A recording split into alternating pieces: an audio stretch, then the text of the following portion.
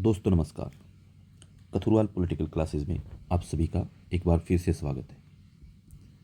दोस्तों, आज की जो हमारी क्लास है वो है सिटीजन चार्टर को लेकर के। सिटीजन चार्टर क्या होता है?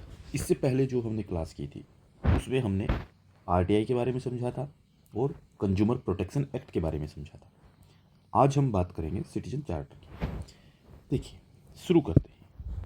सिटीजन चार्टर होता क्या है ये बात समझिए। पहले एक एक शब्द चीज़ इसमें समझने की ये है कि आपको हर एक चीज़ पे ध्यान देना पड़ेगा। जैसे सिटीजन चार्टर जो है वो एक स्वैच्छिक लिखित दस्तावेज है।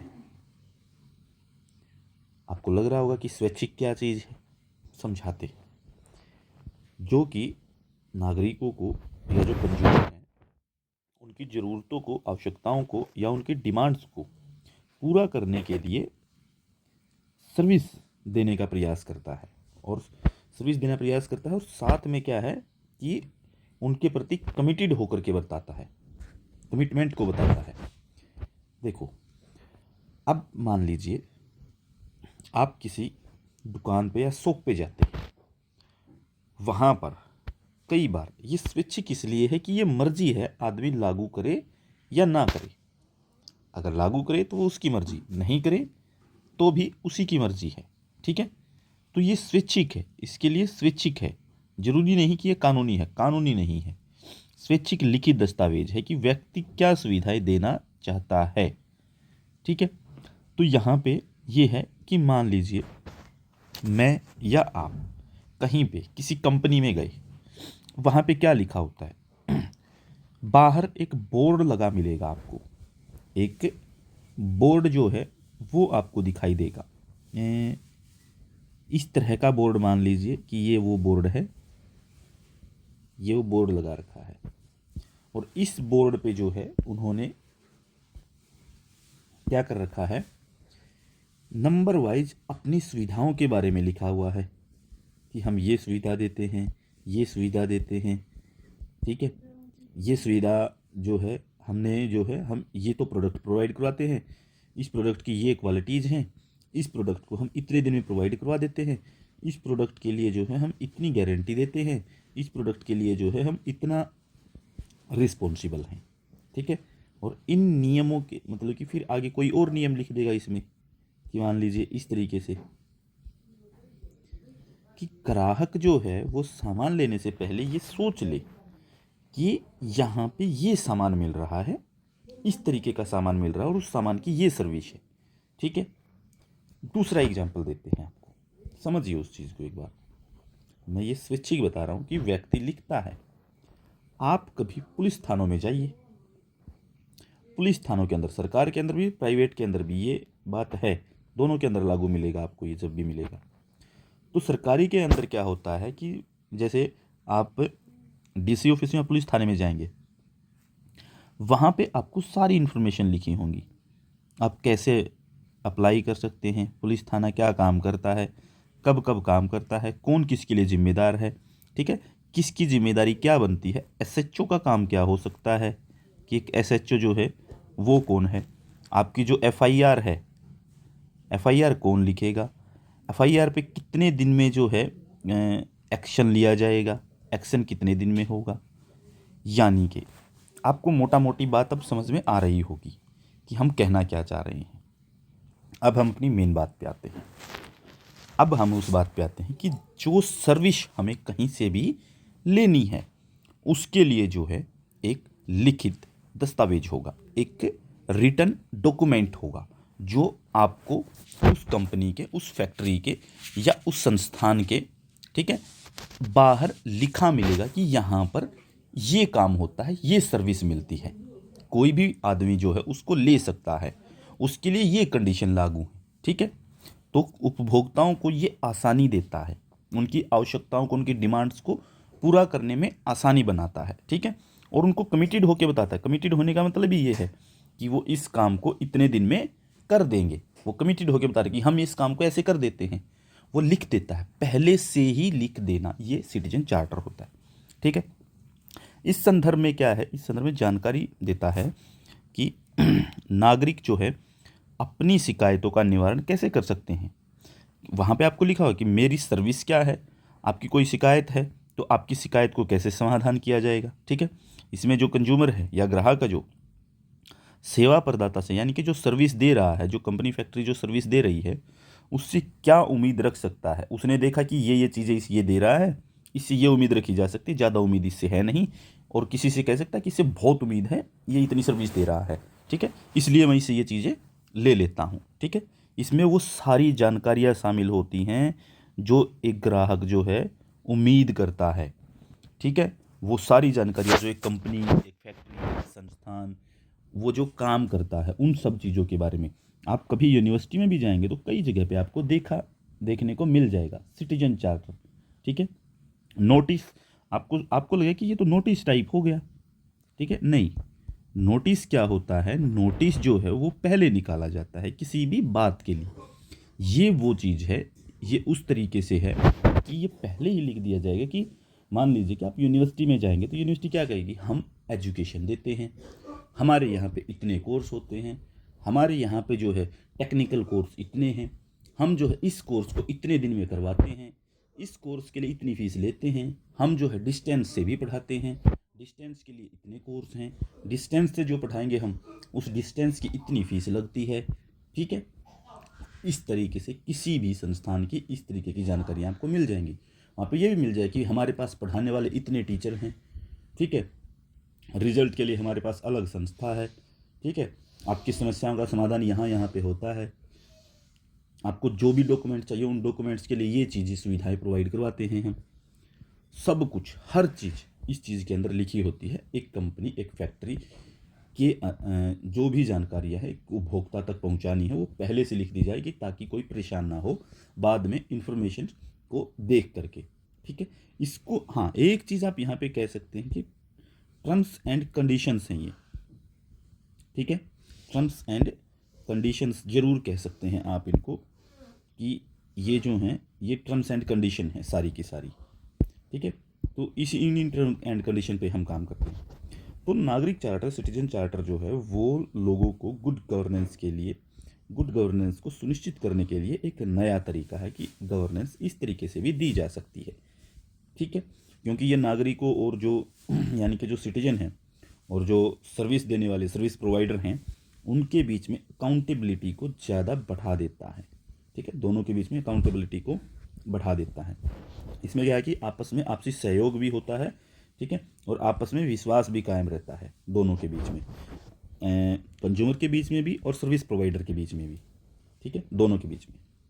तो नागरिक चार्टर की जो अवधारणा है, देखो ये तो था मीनिंग, आपको समझनी यही चीज़ थी सबसे ज़रूरी। क्या काम करता है ये, उपभोक्ताओं के लिए और जो सर्विस प्रोवाइडर है उनके लिए कमिटेड करता है। ठीक है, डिमांड्स को पूरी करता है, आवश्यकताओं को पूरी करता है, ये चीज़ है। ठीक है, इसके बाद चलते हैं आगे। ये इसका मीनिंग था, आपको बस ये समझना था कि सिटीजन चार्टर होता क्या है। अब आते हैं उस पोर्शन पे जहाँ से आपके क्वेश्चन निकलने शुरू होंगे। ठीक है, अब नागरिक चार्टर का जो कॉन्सेप्ट है ये कब शुरू होता है। नागरिक चार्टर के कॉन्सेप्ट की शुरुआत जो हो ब्रिटेन के प्रधानमंत्री, ब्रिटेन, याद रखना आपको, ब्रिटेन के प्रधानमंत्री, पूर्व प्रधानमंत्री जॉन मेजर ने जो 1991 में की थी।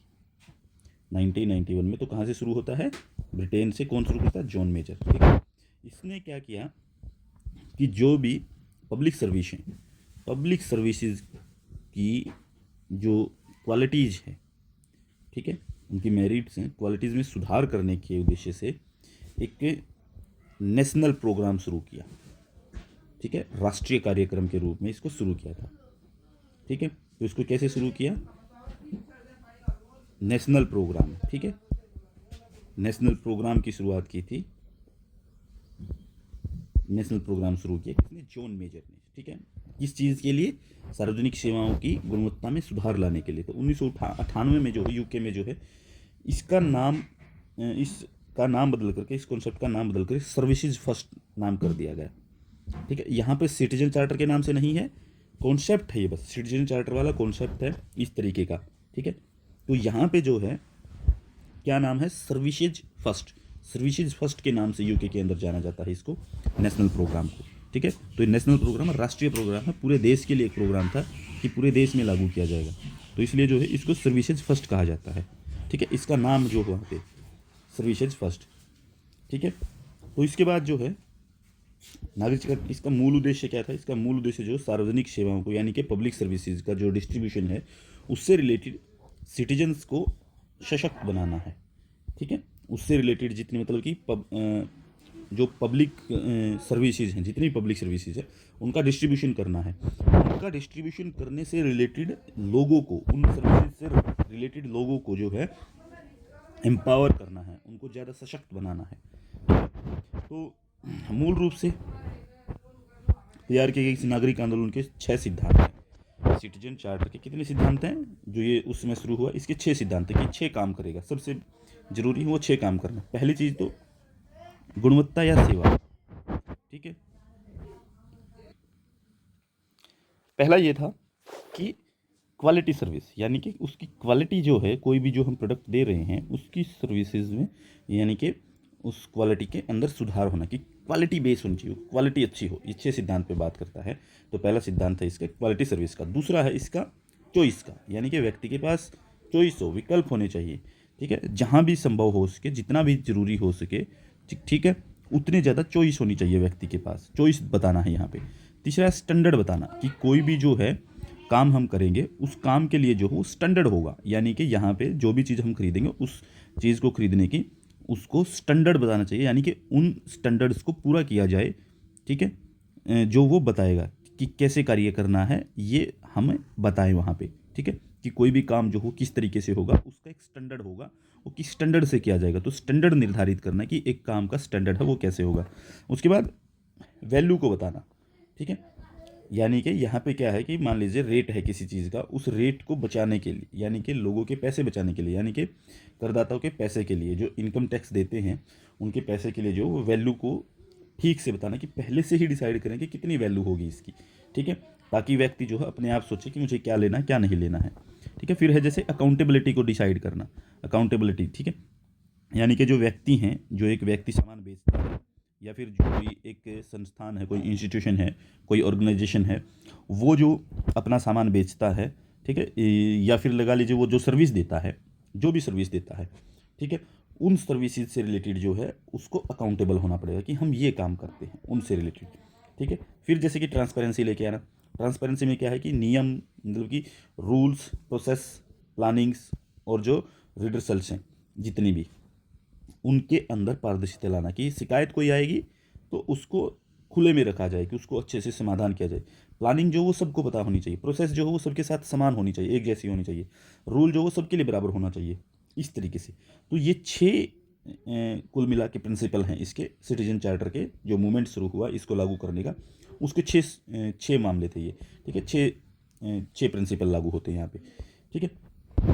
इसके बाद में जो है 1999 में जो यूके के द्वारा जो है, यूनाइटेड किंगडम यानी कि ब्रिटेन के द्वारा जो है, जो निर्धारित नागरिक चार्टर जो है, यानी कि जो इन्होंने शुरू किया, जो नागरिक चार्टर वहाँ पे इन्होंने शुरू किया सिटीजन फर्स्ट वाला, तो इन्होंने जो है वो 9 प्रिंसिपल डिसाइड किए, ठीक है। 9 प्रिंसिपल यहाँ पे डिसाइड किया उन्होंने कि हम 9 प्रिंसिपल लेके आएंगे। तो कौन से 9 प्रिंसिपल थे? पहला तो ये कि सर्विस के मानक को निर्धारित करना, यानी कि स्टैंडर्ड को, जो सर्विस दी जा रही है उसका स्टैंडर्ड होना चाहिए, ये चीज़ डिसाइड की गई इन्होंने।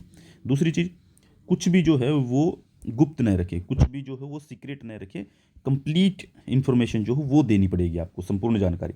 तीसरा जो है वो परामर्श और अंतर्भूत, यानी कि कंसल्ट एंड इन्वॉल्व, उनकी कंसल्टेशन होनी चाहिए, ठीक है, परामर्श होना चाहिए, ठीक है, इन्वॉल्वमेंट होनी चाहिए सिटीजन की, ठीक है। फिर दूसरी चीज़, जो लोगों की पहुंच है जहाँ तक, उस पहुंच तक रखना, ठीक है। लोगों की जो पसंद है उस पसंद के अंदर रखना, ठीक है। ये दोनों चीज़ें होनी चाहिए, लोगों को जो पसंद है, लोगों की पहुंच वहाँ तक होनी चाहिए, वो चीज़ यहाँ पे लेके आना। इसके बाद सभी के साथ जो है वो उचित बिहेवियर करना, ठीक है। लोगों के साथ जो कोई भी आए उसके साथ जो है एक बिहेवियर जो है वो अच्छा होना चाहिए। फिर गलत होने पे चीज़ों की सही जांच करना, यानी कि मान लीजिए कि कुछ चीज़ गलत हो गई, कोई सर्विस जो वो गलत प्रोवाइड करवाई गई है, अगर वो गलत है तो उसकी जांच जो है, उसकी जांच पड़ताल जो भी की जाएगी वो सही होनी चाहिए, इंक्वायरी जो होगी वो सही होनी चाहिए, ठीक है। इसके बाद संसाधनों का अधिक प्रभावी रूप में उपयोग होना, यानी कि कोई भी हम सर्विस ले रहे हैं, वो सर्विस जो भी हमने ली है या कोई भी प्रोडक्ट हम ले रहे हैं, ठीक है, कोई भी रिसोर्स हमने यूज़ किया है, तो उनका प्रयोग जो है, उपयोग जो है, वो अच्छे से होना चाहिए, उसको प्रभावी होना चाहिए। ऐसा नहीं है कि वो काम चलाऊ हो, उसका प्रयोग भी अच्छा होना चाहिए, ठीक है, उपयोगी हो। व्यक्ति ले सामान को तो उसको लगे कि हाँ ये फ़ायदेमंद रहा, पैसे वसूली वाली चीज़ है, ठीक है। फिर जैसे कि नई चीज़ होनी चाहिए, जो भी चीज़ हम लेके आएँ, और उसके अंदर सुधार करके लेके आनी चाहिए। पुरानी तरह जो है वो ट्रेडिशनल चीज़ों की तरह नहीं बननी चाहिए, ठीक है, उसके अंदर सुधार ज़रूरी है। फिर जैसे कि जो दूसरे सर्विस प्रोवाइडर हैं, ठीक है, उनके साथ में जो है वो काम करना, ठीक है, जो दूसरे भी प्रोवाइडर हैं उनके साथ मिलजुल के काम करने वाली धारणा भी यहाँ पे लेके आई है ब्रिटेन के द्वारा, ठीक है। तो इसी चीज़ को जब ये नो प्रिंसिपल आए, ब्रिटेन ने जब लागू किया 1998 में, तो कई देश जो हैं 1991 में जो है इन्होंने ये कॉन्सेप्ट शुरू किया था, तो कई देश जो है यूके से प्रेरित होते हैं, उससे काफ़ी इन्फ्लुएंस होते हैं कई देश, ठीक है। तो और वो जो है सिटीजन चार्टर को अपनाना शुरू करते हैं, उनमें से भारत भी एक था, ठीक है। भारत ने भी जो है इसके लिए शुरू किया। तो भारत में जो है सिटीजन चार्टर की पहली बार जो कॉन्सेप्ट जो है वो मई 1997 में, ठीक है, मई 1997 में नई दिल्ली के अंदर जो सम्मेलन होता है, ठीक है, एक कॉन्फ्रेंस हुई, सम्मेलन हुआ, राज्यों और यानी कि जो स्टेट हैं और जो यूनियन टेरिटरी हैं उनके जो मुख्यमंत्री हैं उनका सम्मेलन, यानी कि मुख्यमंत्रियों का सम्मेलन, स्टेट एंड यूनियन टेरिटरीज के मुख्यमंत्रियों का सम्मेलन, ठीक है, ठीक है, conference of chief ministers of state and union territories, ठीक है, ये होती है 1997 में। ये याद रखने की चीज़ें, ये पेपर में आ सकती हैं, ठीक है। अभी तक की जो चीज़ें पढ़ रहे हैं हम ही पेपर में आने वाली चीज़ें आ रही हैं सारी की सारी, ठीक है। फिर इस सम्मेलन में पहली बार बात हुई थी इस बारे में। फिर इसको जो है डायरेक्शन देने के लिए जो है इसका संबंध में जो इसका मेन जो परिणाम था, मतलब कि प्रमुख परिणाम क्या निकलता है इस सम्मेलन का, इसमें कहा गया केंद्र और राज्य दोनों सरकारों द्वारा रेलवे, दूरसंचार देखिए 3 चीज़ें थी यहाँ पे, कौन कौन सी चीज़ें अपनाई गई, देखिए इसका मुख्य जो ये सम्मेलन हुआ, इस सम्मेलन के बाद में क्या रिजल्ट निकल करके आता है, वो आता है रेलवे, कम्युनिकेशन और पोस्ट ऑफिस। ये जो सेवाएं हैं, ये जो सर्विसेज देती है गवर्नमेंट, इन सेवाओं में जैसे और भी इससे अलग जितने भी जहाँ पे ज़्यादा कस्टमर जुड़े हुए हैं, ठीक है, वहाँ पे ये सर्विस शुरू कर दी गई।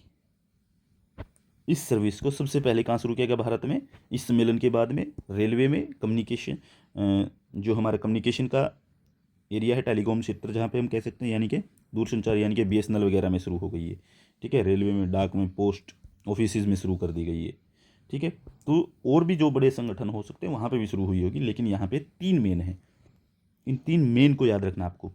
फिर सिटीजन चार्टर ने जो है वो स्टैंडर्ड की समय सीमा, मतलब कि सेवा मानकों की समय सीमा जो है, वो स्टैंडर्ड्स जो हैं सर्विस की, जो है सर्विस का जो स्टैंडर्ड है उसकी समय सीमा, जिसे लोग सेवा के लिए उपयुक्त समझे, शिकायतों के निवारण की व्यवस्था की, ठीक है, लोगों को जो सही लगे उसके लिए जो है रिडर्सल की व्यवस्था की, कि शिकायतों का समाधान कैसे हो सकता है, ठीक है।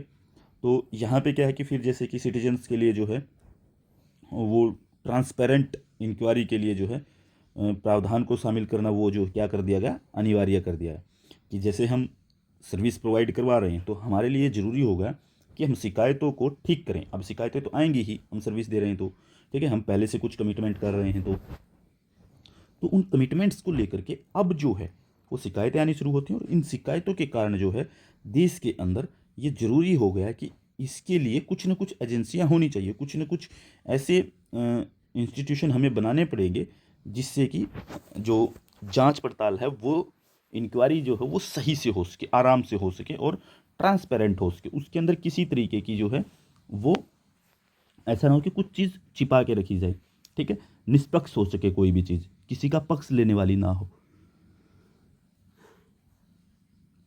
इसके बाद जो है सिटीजन चार्टर के डायरेक्शन के लिए, उसको तैयार करने के लिए, ठीक है,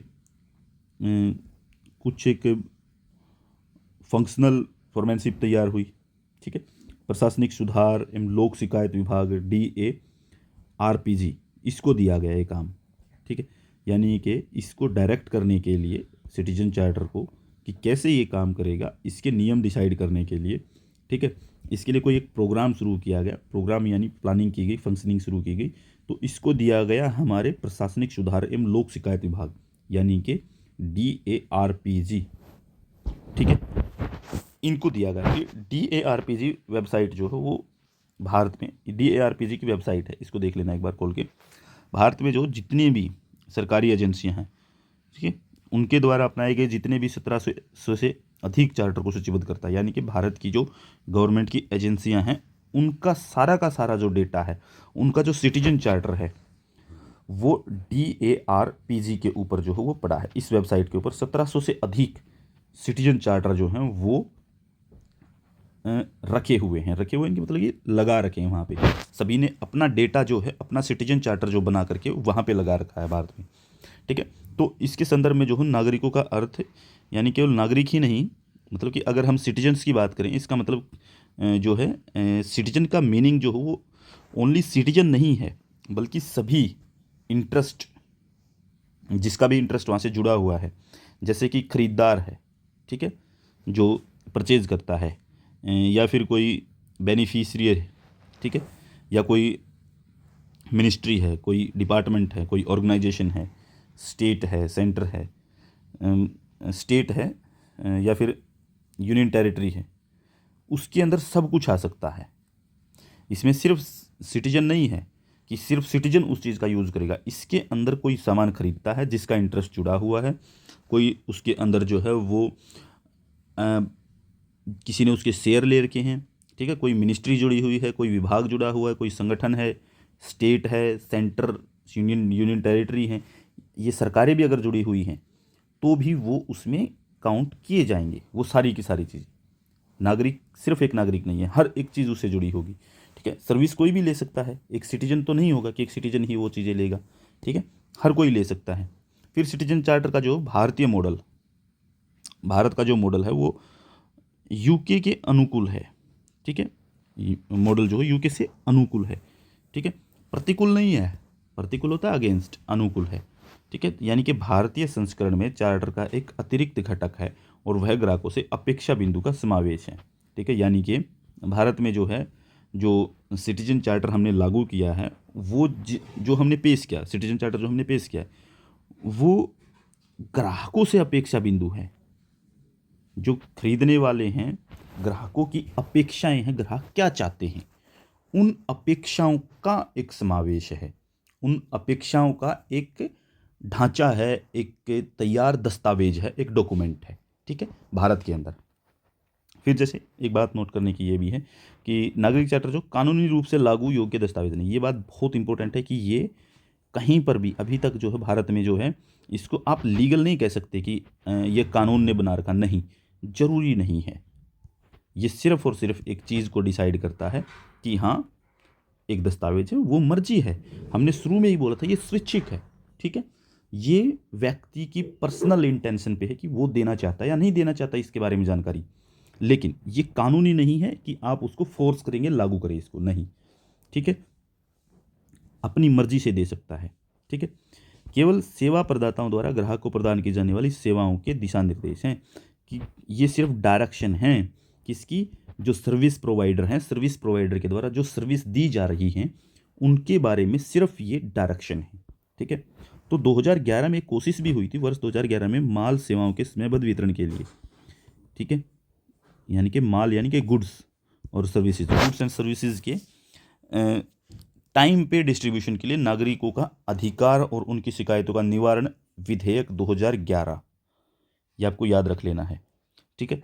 यानी कि नागरिक चार्टर नामक विधेयक एक जो है वो पेश किया गया जिससे कि कानूनी वैधता मिल सके। पहली बार कोशिश हुई थी भारत में कि 2011 में कि इसको लीगल कर दिया जाए, ठीक है, कानूनी वैधता देने के लिए, और इसके लिए पहली बार एक विधेयक पेश किया गया था, एक बिल पेश किया गया था, नागरिकों का अधिकार और उनकी शिकायतों का निवारण विधेयक 2011, ठीक है। इसको यहाँ पे लीगल करने की कोशिश की 2011 में, ये याद रखने की चीज़ है, ठीक है। और ये चीज़ याद रखने की है कि ये कानून योग्य नहीं है, ठीक, सिर्फ दिशा निर्देश है, ठीक है, ये भी चीज़ याद रखने की है। लेकिन 2014 में जो है लोकसभा जो है वो ख़त्म हो जाती है, भंग हो जाती है। ठीक है, इससे क्या है कि विधेयक भी ख़त्म हो जाते हैं। जैसे ही लोकसभा ख़त्म होती है तो विधेयक जो है वो भी ख़त्म हो जाता है, नई सरकार आएगी, नई तरीके से लेके आएगी फिर। ठीक है, फिर कुछ चीज़ें जो सेकंड एआरसी है, सेकंड एआरसी द्वितीय प्रशासनिक सुधार आयोग जो है, उसने सिटीजन चार्टर की प्रभावशीलता को सुधार करने के लिए सिफारिश की है। यानी कि सिटीजन चार्टर ने भी कहा है कि सेकंड एआरसी ने भी कहा है कि सिटीजन चार्टर इंपॉर्टेंट चीज़ है और उसको जो है इन्फ्लुएंसेबल, इफेक्टिव बनाना बहुत ज़रूरी है। ठीक है, उसको इफेक्टिव बनाने के लिए सरकार को कोशिश करनी चाहिए। ठीक है, उनमें से कुछ सिफारिशें देख लेते हैं, उसने क्या सिफारिशें की हैं इस बारे में। ठीक है, इस बारे में जो सिफारिश की वो देखिए। पहली चीज़ तो ये कि जो सिटीजन चार्टर है उसमें दिए गए मानक यानी कि स्टैंडर्ड्स। ठीक है, किसी भी चूक के मामले में मुआवजा निर्दिष्ट होना चाहिए, यानी कि जो स्टैंडर्ड की बात की गई है उसके में अंदर, तो उसके लिए जो उसने बात कही है अगर वो गलत मिलती है तो उसके लिए जो है एक व्यक्ति को जो है वो फंड मिलना चाहिए, वापस उसको मुआवजा दिया जाना चाहिए। दूसरा उसका सुझाव ये रहा है, दूसरी सिफारिश की कुछ ऐसे वादों चार्टर को कुछ ऐसे वादों के लिए प्रीमित होना चाहिए जो पूरे हो सकते हैं। ठीक है, यानी कि सिटीजन चार्टर के अंदर कुछ चीज़ें ऐसी भी होनी चाहिए, यानी कि कुछ जो उनकी कमिटमेंट है वो ऐसी हों कि जो पूरी हो सकें, ऐसा ना हो कि वो रह जाएं। ठीक है, पूरी हो सकें ऐसी बातें होनी चाहिए उसके अंदर। कोई चार्टर बनाने से पहले जो है वो संगठन को उसकी संरचना और प्रक्रियाओं का पुनर्गठन करना चाहिए। ठीक है, कोई भी संगठन जो है वो अपना चार्टर बनाना चाहता है तो उसको जो है उस संगठन को जो है उसकी संरचना को, चार्टर की संगठना को और उसकी जो पूरी प्रक्रिया यानी कि प्रोसेस को जो है रिकंस्ट्रक्ट करना पड़ेगा एक बार से। ठीक है, रीऑर्गेनाइज करना चाहिए। उसके बाद अगली सिफारिश जो ये कहते हैं कि संगठन में जो है समान चार्टर नहीं होना चाहिए। यानी कि जितने भी संगठन हैं, कि मान लीजिए कि रेलवे का है, पोस्ट ऑफिस का है, कम्युनिकेशन का है, या ऑयल एजेंसीज का है, या मान लीजिए डीसी ऑफिस का है, पुलिस का है, उनके जो सिटीजन चार्टर हैं वो एक जैसे नहीं होने चाहिए कि हम कह दें कि वो एक जैसे हैं। नहीं, एक जैसे नहीं होने चाहिए। उनको क्या है कि जैसे कि जिस तरह की कंडीशन है, यानी कि स्थानीय तौर पे और अनुकूलित होना चाहिए, यानी कि लोकल लेवल के लिए बहुत ज़रूरी है कि जिस तरह की कंडीशन हो उस तरह का चार्टर बनाइए ना। आप ये नहीं कर सकते कि आप बहुत बड़े बड़े वादे कर दे या आप कुछ भी ना देने की बात कहें। जैसी कंडीशन, जैसी जगह, उस तरीके से जो है एक ऑर्गेनाइजेशन को काम करना चाहिए, उस तरीके का चार्टर देना चाहिए। फिर जैसे चार्टर का प्रारूप जो है, ड्राफ्ट तैयार करते समय सभी हितधारकों को बोर्ड में शामिल हों। यानी कि जब भी हम सिटीजन चार्टर तैयार करें तो उसके अंदर जितने भी लोग हैं, जितने भी उसकी मैनेजमेंट है, उन सभी को उसमें शामिल किया जाना चाहिए। उस ड्राफ्ट को तैयार करते हुए जो है आपको जितने भी इंटरेस्ट वाले लोग हैं उसके अंदर, जितने उसके साथ जुड़े हुए हैं, उनको इसमें शामिल करना चाहिए। फिर जैसे निर्धारित प्रतिबद्धताएं होनी चाहिए। निर्धारित प्रतिबद्धताएं का मतलब है कि कमिटमेंट्स होनी चाहिए। ठीक है, जो है वो उसकी कमिटमेंट्स होनी चाहिए इसके अंदर। ठीक है, और जो सिटीजन है, सिटीजन के अनुकूल निवारण तंत्र, यानी कि ये है कि रिडर्सल जिसकी हम बात करते हैं, शिकायतों का, यानी कि सिटीजन की शिकायत तो आएगी, उसके लिए जो है जो उसका इंस्टीट्यूशनल मैकेनिज्म होगा वो सही होना चाहिए कि आप शिकायतों का समाधान कैसे करेंगे। उसके लिए जो एक प्रॉपर तरीके से तैयारी होनी चाहिए, प्रॉपर तरीके से। ठीक है, इसके बाद जो है जो कमिटमेंट्स को पूरा नहीं किया जाता है तो अधिकारियों की जवाबदेही होनी चाहिए। अगर कोई कमिटमेंट की गई है और वो पूरी नहीं हुई है जो सिटीजन चार्टर में लिखी हुई है, तो उसको जो है जो अधिकारी लोग हैं उनकी उसके ऊपर अकाउंटेबिलिटी होनी चाहिए।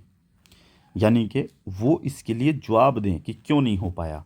इसके लिए उनको अकाउंटेबल बनाना पड़ेगा, रिस्पॉन्सिबल भी बनाना पड़ेगा। ठीक है, फिर जैसे सिटीजन चार्टर का जो रिव्यू है और उसमें जो अमेंडमेंट जो है वो नियमित रूप से होते रहने चाहिए। यानी कि कोई भी सिटीजन चार्टर एक बार बनाया गया है उसको ऐसा ना हो कि 10 साल, 20 साल, 25 साल के लिए ऐसे ही रखा जाए। हमेशा जितना भी एक समय निर्धारित करके कि हम इसको जो है साल में एक बार जो है इसका रिव्यू करेंगे, इसके अंदर क्या चेंज करना है, क्या अमेंडमेंट करनी है, उसको नियमित रूप से करेंगे हम लगातार। ये नहीं है कि एक साल में किया, उसके बाद 2 साल में संभाल रहे हैं, उसके बाद 10 साल बाद देख रहे हैं, या फिर हम एक बार तो शुरू किया कि हमने 6 महीने में किया, उसके बाद देख रहे हैं कि नहीं, अब ज़रूरत नहीं है। अब हम देख रहे हैं कि 2 साल तक पढ़ा रहा, 4 साल तक पढ़ा रहा, नियमित होना चाहिए, आपके अंदर कंटिन्यूएशन होनी चाहिए। ठीक है, कंटिन्यूटी होगी तो आप सही से काम कर पाएंगे। ठीक है, तो ये था आपका सिटीजन चार्टर का टॉपिक। ठीक है, सिटीजन चार्टर का टॉपिक आपका कंप्लीट होता है। अब जो है इसके बाद जो है हम दूसरा टॉपिक शुरू करते हैं।